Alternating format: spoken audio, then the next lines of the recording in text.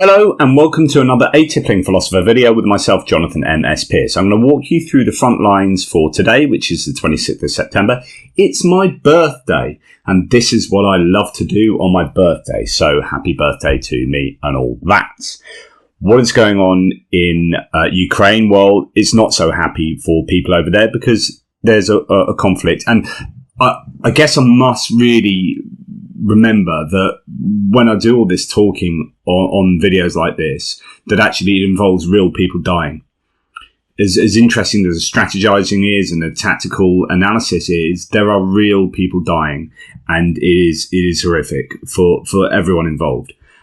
But anyway, that aside, let's go dive into the front lines and have a look what's happening. There has been some movement here up in the area to the east of Voskil. But generally, I'm not going to mention anywhere else because not a lot has happened on the rest of the front line, or at least not much that I've heard about. It seems to be pretty much a stalemate in Kherson. As I said, there are 25,000 Russian troops there. Winter is starting to set in. It's getting to about 2 degrees at night. And have they got their winter equipment? Have they got supplies? How long can those supplies last? So I think it's just a waiting game there.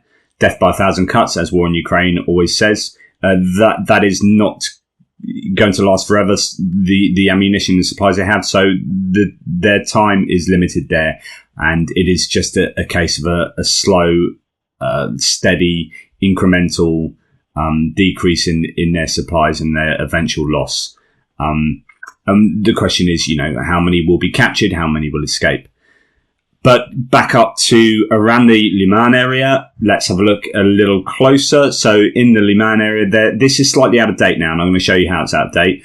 But we have this bridgehead that's been formed just north of Lyman, and there's an attempt at encircling Lyman. Okay, so what I said to you, this is just how ISW sees it. So they've increased the bridgehead here. But there's also, Kupiansk, and just north of that, Horobivka. And in fact, there are signs that this whole Oskil line could be crumbling. The Russians have to decide what they want to hold on to at the end of the day.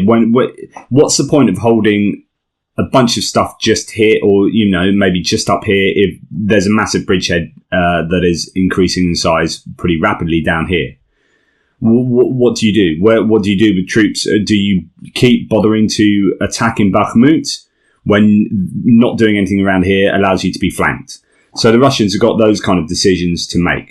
Here is the terrain map. Here's the Oskil River, Izium, Lyman. And it's all happening around here. Here's the sort of bridgehead that's flanking the north of Lyman. If Lyman goes, then the next is Lysychansk, Severodonetsk, and Kreminna and Rubizhne, and all these places here, a sort of big conurbation. But strategically, you would want them to attack Svatove, because there is at least still road supplies going down to these cities from there and from Russia in the north. If that goes, then it's all about Starobilsk, which is a railway. They can't really use a railway here because the railway here has been taken. So that would have been where most of their supplies would have come. So the rail is probably coming through Starobilsk now. So just to confirm that, here's a railway. So Starobilsk going all the way down here is going to be cut off up here. Okay, so this would have been the Russian preferred route. And I'll explain a lot about this because the Russians are a railway army. It's really important to note that. They were not prepared at the beginning of the campaign for the logistics involving trucks, because the Ukrainians blew up a bunch of railroads and so on and so forth. So they had to do things by truck, and they're not used to do that. But I will explain that all later because it's super, super important, and it's becoming important again. Okay, so here we have the Oskil River, and as I say, Svatove is going to be the next objective, and then Starobilsk. Of course, Lyman as well, but the question the Ukrainians have for themselves is, where do they go after this bridgehead? So let's have a look at that bridgehead. So the red is yesterday's advances, and there was Karpivka, which is just there, and Drobyshevo just here to the northwest of Lyman. This purple line is what the Ukrainians have taken since then. So they've taken Nove and Karpivka and all these places in here, and it appears that they now control this area. They don't control Drobyshevo. The Russians are holding out there, but it does look like they're completely encircled now. Here's another map that kind of shows this. Shows that quite nicely, but better graphics than me, so I think I'll use this one. The question now for the Ukrainians is, do they go for Zvatove? Do they clear this area out? Do they try and do a large encirclement of Lyman? Or do they do all three? How many troops do they have? Is Drobyshevo just in there? That is still holding out. So a little zoomed in a little bit here. And Kapivka is this settlement that changed hands several times over the last few days. And now it is apparently in Ukrainian hands, as are all of these. Nove, you've got Milivka as well. And the Ukrainians are doing a good job of taking this ground. So that is what's happening. Now, there is an interesting question as to whether this was a sort of bait and switch. So let me explain that just a little bit. It could be that and this is a very basic rendition of the theory. It could be that the Ukrainians were attempting to encircle Lyman, and so the Russians brought in a load of reinforcements to Lyman to try and defend it from being overtaken, and in doing so left themselves weak in other places, and the Ukrainians took advantage of that. So, they rushed in people from all around to support Lyman and defend Lyman, and that left this weak for an advance for the Ukrainians. They took advantage of that, came out here, and eventually will be able to completely encircle Lyman. So that could have been one of the theories of what was going on there. Seems pretty plausible to me, but there you go. So let's now go through a whole bunch of different things that are going on that are really important to talk about. First of all, I talked about Iranian drones that are particularly hitting down in Mykolaiv and Odessa. So you've got this Kherson front here, and that is an attritional stalemate. But they are starting, I don't know why particularly here, but it seems that they are starting to hit behind lines in Odessa and Mykolaiv with these kamikaze drones that they can fly and obviously have decent enough range. And then they're loitering munitions, so they fly them in and then they fly down and hit whatever target and blow themselves up. And that is happening to an increasing degree. So Odessa, there's an eerie glow south of Odessa after what looks to have been a direct hit on a Ukraine weapons dump in the region. So this is what the Ukrainians were doing to the Russians, is hitting their supply dumps and causing havoc, doing that with HIMARS particularly. Drones have been shot down, but either a missile of a kamikaze drone or a kamikaze drone has found its target. So it could be a missile, could be a kamikaze drone, but Odessa has been hit, and that's quite a big hit. That you've seen this quite a lot on Twitter. This particular hit, it was a big ammunition dump by the looks of it. Let's have a look at what the Ukrainians say has happened. We're up to 50,000 dead, and even if you take 20% off that, that is still pretty incredible. If we come down to here, aircraft and helicopters, 260 aircraft, of which 224. There's or is that 200? Oh, so it's 260 aircraft could include all sorts of things. So it's not just jets. So they're saying 1 and 4 helicopters and 1 aircraft, possibly a jet yesterday, and that is massive. And I will be talking about this number: 3,711 vehicles and fuel tanks. So things like trucks, supply trucks. But that won't all be supply trucks and fuel tanks. That's all sorts of different vehicles. But that is a huge number and very important for a reason I will be discussing in a second. So what has also happened? I'll find that in a second. So Ukraine with their HIMARS hit a Wagner mercenary base in Alchevsk yesterday, and that is, so this is Lyman, this is Izium, here's the Oskil River, and there's that corner of Lysychansk and Severodonetsk, and this is Svatove and Starobilsk. Okay, so this is the Donetsk line here, and some way in, all the way into Luhansk, there has been a hit. So it looks like it's probably a HIMARS hit. There's Bakhmut to a Wagner primary base. Goodness knows how much damage was done. I mean, that's an image of it. That's supposedly a Wagner base. Who knows how many people perished, and how much damage that has done to Wagner capabilities. But that is, if it is a primary Wagner base, that is that'll be, a big loss. Going back to the aircraft I was just talking about, Ukraine reports double success in Kherson this evening after destroying 4 Russian jets yesterday. And I told you about that, and a helicopter. Air Command South says it downed another Su-25, so it's another jet, in Berislav. The occupiers then sent a Mi-8 chopper to rescue the pilot, but it too was taken down by the Odessa Brigade. So quite often what happens is, because it's bad enough to lose planes and helicopters, but actually the real loss is the trained pilot or pilots. And that's because you can more easily and quickly replace a plane than you can a pilot that takes a decade to train, or years to train really well, and then to give the experience to become a decent pilot. You lose that pilot, you're losing more than the plane. Yes, the plane is expensive, and yes, they are arguably difficult to replace, but Russia do have planes in stock. They don't have as many pilots, and they are like gold dust, really. So what happens is, if they go down and they parachute out, then they'll send helicopters in to try and rescue those pilots, because they are the important component there. The problem is, sometimes the helicopters are going to rescue the pilots, then themselves get shot down. So you've now got multiple pilots and you've lost multiple units. So that's what's happened in Kherson. That's particularly good news for the Ukrainians there. Okay, let's go further on. I'm going to talk about trains in a little bit, but before I do that, we have the mobilization call and the reaction of protests by Russians in Russia.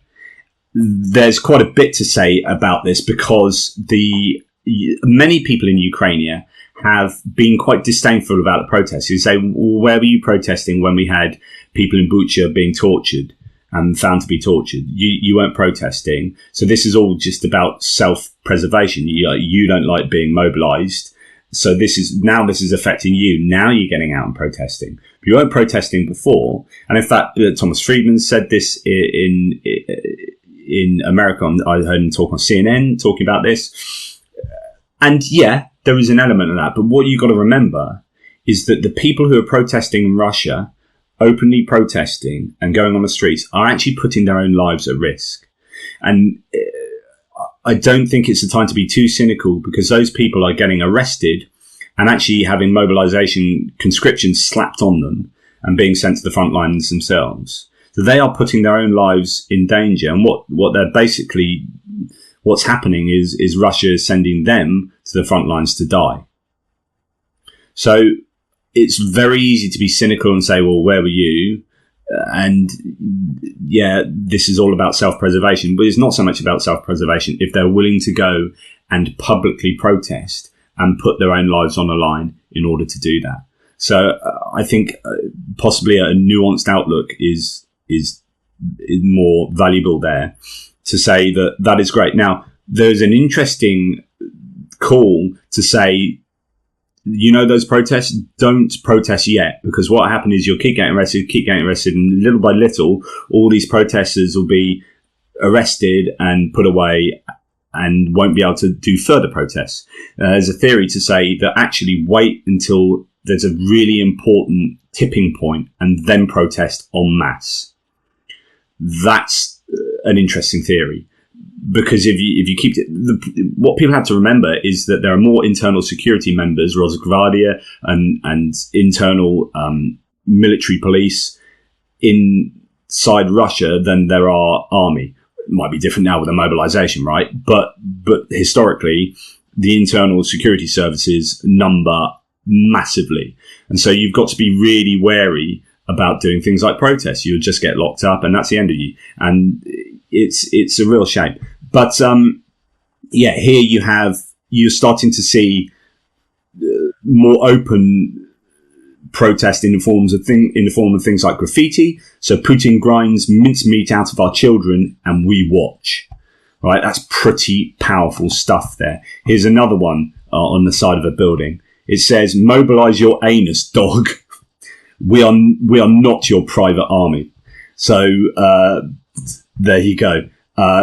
Pretty obvious how they feel about that. And then you're starting to get enlistment officers firebombed, Molotov cocktails, stuff like that. I mean, that was happening before anyway, but obviously there's now going to be a spike in that kind of behavior. Another enlistment office torched in Russia. That's Volgograd. That one wasn't. That was somewhere else. So, this is happening in multiple places around Russia, and mobilization is deeply unpopular. How you communicate effectively to Russian Russian government that this is a bad decision and be able to do that in a sustainable way is obviously very difficult, because as soon as you poke your head up over the parapet, you're going to be arrested. The idea that the mobilization was about reservists has now been pretty much quashed. Here, Tim White says, so we've had non-military personnel, footballers, disabled men, and many, many more drafted in the mobilization in Russia. There's been so much reporting on this about how people who have never served in the army are being called up. It's almost random. It depends what region you're in. On the other hand, people from Moscow and St. Petersburg, these liberal elites, or these elites that are involved maybe in the government, are trying to get their families out, and people are rushing to the borders. Will the borders be closed? Will the internal borders, regional borders, be closed? That's a question that will probably be answered in the next few days. I could foresee that happening. On the one hand, Putin wants the people who don't want to support his war out of the country. He doesn't have a problem with people leaving, as happened at the beginning of the war. Loads of people fled to Georgia, to Eastern Europe, all these places. And he's like, you're not going to support me, get out, because I'd rather you're out and I've got a pliable population than you are in and causing me open dissent. So on the one hand, he wants them out. On the other hand, obviously, these are people who are part of the economy. Them not being there is going to hurt productivity and have an economic cost and consequence to them leaving. So there is a bit of a 50-50 going on there.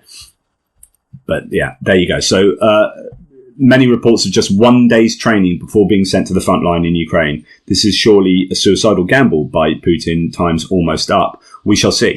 And then you get these sort of things turning up. I mean, genuinely, this is apparently a gun that a conscript has been given. An AK-47 from when? That's what this guy is having to do training with. There is a very real chance that there just won't be enough decent equipment for these conscripts. They are just going to be cannon fodder sent in. But then, if you go back to look at, look at here. If Ukraine can take, I don't know, this kind of down this river here and have that as a front, will they be able to hold if Russia, say, pile all of their conscripts into Svatove? So imagine that Ukraine takes Svatove and then the Russians just overload them, and they might be, poorly equipped and poorly trained, but this is capacity over and above capability. Then will they refuse, though, the Russians? Will they be such low morale that they'll just refuse to fight? I don't know. It's all open to debate. Okay, let's go from the mobilization to talk very quickly about the referenda. So the referenda are taking place in these sham referenda in the four regions. What will likely happen is that Russia will announce these are at least two of the regions. So you definitely think Donetsk and Luhansk will be announced to be Russian territories. And therefore, any attack on them, which is ongoing now as Ukraine tried to liberate them, is an outright, attack on Russia. This is open war. And therefore, Russia will then feel that they've got the right. At least that's how they're trying to sell it to their own internal public, but the right to kind of use whatever ways that they deem appropriate to get rid of the attacking force. So those referenda might be pretty crucial to the kind of narrative and the strategy that Putin is trying to build. What's interesting is Serbia, who is actually a pro-Russian ally in Europe. You've got Serbia, you've got Hungary, and I have to say, I'll put my politics on the line here. Yes, I'm pretty left wing.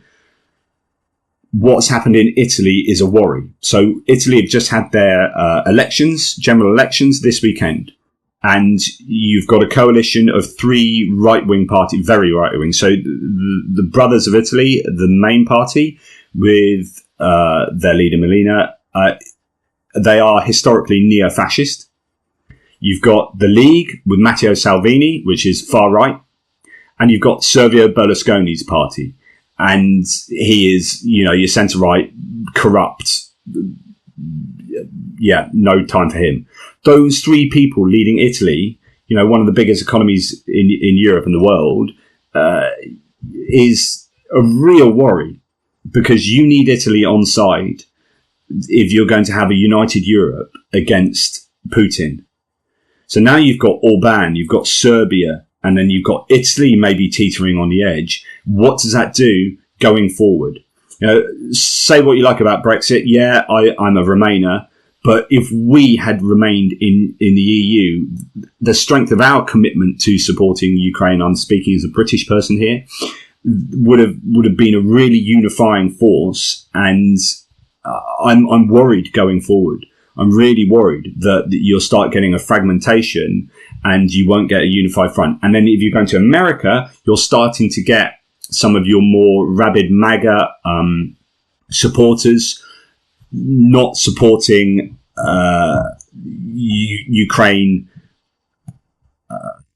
policies, pro-Ukraine policies. So with Biden giving more and more, amounts of equipment and money to Ukraine, actually you've got an increased number of pro sort of MAGA Trumpian Republicans who are now voting against those. They are still getting through, but you are getting increasing amounts of lawmakers in America voting against those policies. So this is a worry because this is all about a sustained defense of Ukraine to give stability, long-term stability to the world. Because if we start showing cracks now and Russia get the upper hand, then what does that say to China?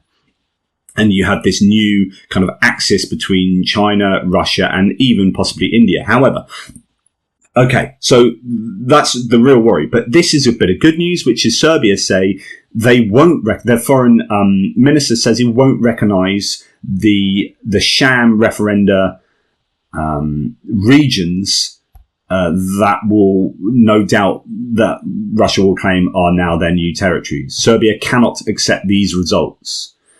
Due to its commitment to the UN Charter and respect for international law, among other things. Doing so, quote, would completely violate our national and state interests and the preservation of sovereignty and territorial integrity and the inviolability of borders, he said. That's really good news. The other good news internationally, as far as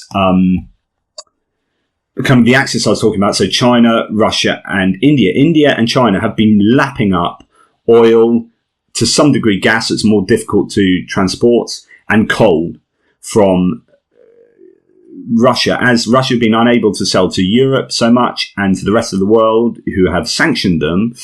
China and India have been like, yeah, no problem with that, bring it on. And they've been driving the price down. And that's been all right for Russia because they haven't really lost financially too much from particularly oil. Okay, they've been able to shift that. Now it looks like India are buying less and less crude oil. The reason they're citing is because of shipping rates. But if that is a thing that goes forward. I mean, it's clever from India. It's the buyer's market. So they can drive the price down, because where else can Russia shift an absolute load of oil on a daily basis to that capacity? Well, if India say no, and China and India are savvy, right? So they're going to say, no, we want it cheaper and cheaper and cheaper. And the more they drive the price down, the less money Russia will get, obviously. And that's a good thing going forward. That's something to watch out for. The other thing, going back to sort of equipment, NASMs, these are, so far, Zelensky has just said that there are 2 NASMs systems from Norway. Actually, they're from the US, really. It's a US-Norway, they're a joint project. So it's called the Norwegian, or the National, depending on where you are, Norwegian Advanced Surface-to-Air Missile System. And these have a pretty decent range. I think they've got a 50-kilometer range and then 120-kilometer radar range, so they can see things coming from a long way and then hit them. And they can take out defense against UAVs, unmanned aerial vehicles, that's drones, especially your larger drones like that, helicopters, cruise missiles, unmanned combat aerial vehicles, and aircraft. So these are very useful, and I think one's been placed around Kyiv. Why the US didn't want to give them originally is because if these got into Russian hands, this is really cutting-edge technology, and they don't want to lose it to Russian hands. So that could be why one's been placed around Kyiv, which is a lot safer, rather than whacking it around, say, Kherson or, Kharkiv or somewhere, and a bunch of mobilized troops come in and then they swamp the area and take this piece of equipment. So Russia would definitely want to get their hands on that. It's this kind of capability. Zelensky and Ukraine have been crying out for better air defense systems, and this is one that really is an important component of any decent air defense. Really important they get even more of these things. So yeah, NASMS is a Norwegian-American production system using new missiles such as the AIM-9X, AMRAAM, AMRAAM-ER. Air defense system is short to medium range system, i.e. it can engage air targets up to 50 kilometers away, and the system's radar detecting at least 120 kilometers away. That's more are expected, and that's really good news. This is what they need big time at the moment. If Russia don't have the air capabilities, so you've seen how much damage has been done to their units in the last couple of days. Well, actually, it's not just that, but it's cruise missiles, and it's now these Iranian drones. The Ukrainians really need better capability to take all of those things out of the sky. So that's really important. Okay, let's rewind. As I said, so much to talk about. I'm so sorry if you're bored. I do apologise. But this is how I roll. Okay. What was really, really important at the beginning of the war, part of the reason Russia did so badly at the beginning of the war is they were utterly, utterly unprepared. They were expecting a 2-day, deposing of the government and sending in people to clear it all up.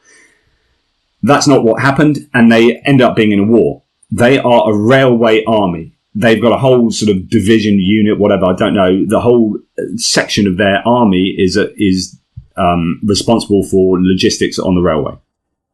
It's such a vast country, Russia, that they get everything from A to B using the railway. So when the war started, Ukraine blew up a bunch of railway logistics such that Russia couldn't use the railway, at least not easily to begin with. So they had to resort to trucks. And the problem with trucks is, well, the main problem is they don't have many. So where America has like 100,000 trucks to deliver stuff for their army, Russia has like 4,000. The difference is massive. And what was also the problem is the Rasputitsa, which is the very famous Ukrainian mud that happens, this time in February and March, it happened in the spring. So as the winter snow thaws, you get really muddy fields and roads and tracks. But also in the autumn, right? So we're now coming into autumn. So this is now going to be a big problem, arguably for both sides, but particularly for the Russians, for a whole bunch of reasons. One is their modern tanks have thinner tracks than their older tanks, like the T-34s and even the T-60s. They do have these old tanks that they're still using. Actually, the benefit of those is they've got holes in the tracks, so the mud can go through the holes, and they have wider tracks, so they're spreading the weight on a wider area, which means they don't sink into the mud more easily, so easily. But the T-72s, the T-80s, the T-90s have got thinner tracks, and they get stuck in the mud. And not only that, but your wheeled vehicles get stuck in the mud as well. So their trucks were getting stuck in the mud. This is back in the spring, and they were having to be abandoned. So much equipment was abandoned because it got stuck in that February and March time period. We're now approaching that again. They are relying on trucks, and they don't use forklifts. This sounds like a weird, what are you talking about forklifts? Russians unload all their trucks by hand, and they stack them by hand. This is why all their ammunition dumps just look an absolute state. There's no pallets. They don't get stuff out by forklift. The same with trains. Even when trains turn up, they're getting out by hand. It's just so old school and rubbish, and really deeply inefficient. And this means that if you start messing around with logistics, then what the Ukrainians did at the beginning of the war is they flooded certain areas. They broke some dams, flooded loads of areas so that they couldn't use the roads because they knew they couldn't use the railways. Anyway, to go back to railways, they're a railway nation as well as a railway army. Now, Trentelenko said, I'll simply note Russia doesn't have the necessary trucks and trains for a mobilization. So now that they're mobilizing up to 1 million people, supposedly, they just don't have logistics to do that. And it's now less than when the special military operation kicked off. And it was a problem then. So he said, destroyed trucks are self-evident. It is my understanding that the roller bearings Russia uses on its train engines and rolling stock are both foreign sourced and covered by Western embargoes. And I'm going to talk about that in a second. And he says that basically it's going to start falling apart in terms of their railway network as well as their trucks. So their trucks they've hit to rewind back to one of the figures I showed you earlier. These are the amount of trucks they've lost and other vehicles. So it's not just going to be trucks and fuel tanks, but they have lost thousands of trucks, and they just don't have the equipment to be able to move stuff around as effectively as they need. Okay, this is a real problem. And with the Rasputitsa, so they're going to get, they should have learned here from, this is what happened in the Second World War. They knew about this, the Russians, is screwed over the Germans. The Russians knew about this, and yet, they didn't learn from history, and they went in. It's all right when it's frozen, but when it then thaws out, they get stuck and can't move. There's a tank that ain't moving anywhere.